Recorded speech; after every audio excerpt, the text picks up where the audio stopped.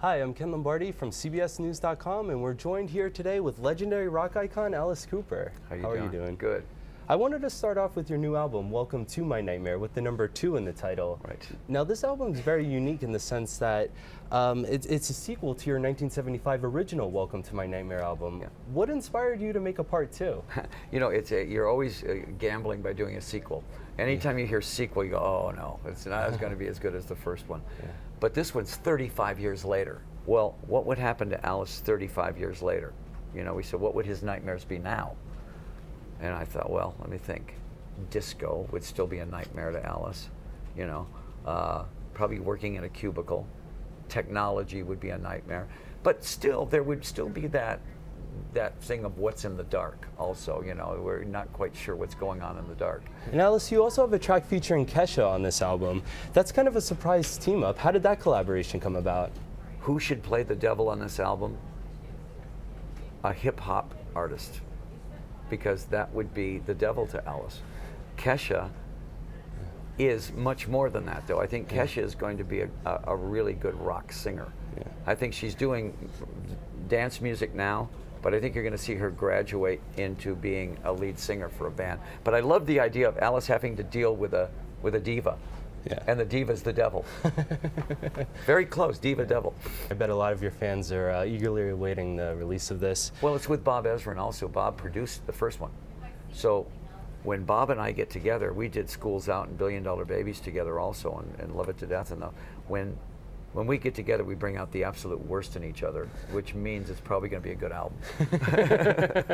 The creativity emerges from that. It does. Members of your Alice Cooper band are also in this as well. You know, I invited the guys when we got in the Hall of Fame. We got together, and we hadn't really. It was a unique situation in the fact that when we broke up in '75, we didn't break up with any bad blood.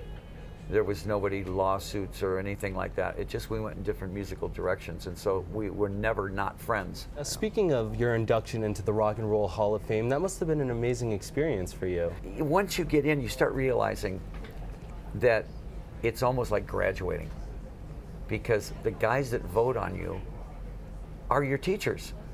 You know, you look at the guys that are in the Hall of Fame, and the Pete Townsends and the Mick Jaggers and the Paul McCartneys, they're the ones that got us into the business. You know, we listened to the records and we wanted to write songs like that, so they vote on you.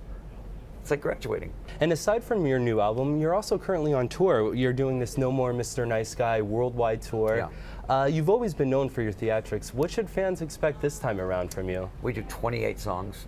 Mm-hmm. Mostly of them are hits, but then, you know, we do what we call the theatrical hits also. Yeah. You know, They Cut My Head Off, and the Snake song. And you know, we do about 5 or 6 new things in the show that the Alice audience hasn't seen yet. And every year I have to think of new things, because I realize that the same people are coming out to see us play, but I don't want to give them the same show every time. I want to give them something different every time. Now, what is the real Alice Cooper like? Honestly, I've been married 35 years. Yeah. Never cheated on my wife. I'm just the opposite of what you would think a rock star would be. I go to church every Sunday. I'm Christian. I got 3 kids. Play golf every day.